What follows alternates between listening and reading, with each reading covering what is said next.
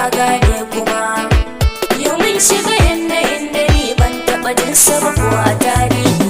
Kowa yau kansa ne ya sani ba tuna tallaga, masu mulki ko sun manta da mu sun bar mu da ɓarraga, ba su damu da mu ba ba ruwansu ko mun rasa baffaka.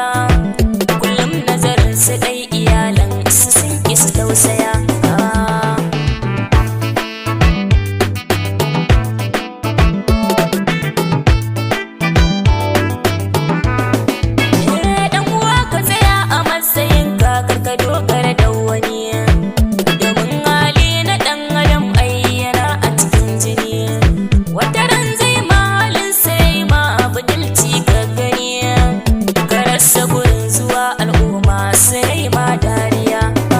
Lamarin duniya da rudu yake ni na gane kuma yau mun shiga yanayin da ni ban taɓa jin sa ba ko a tarihi.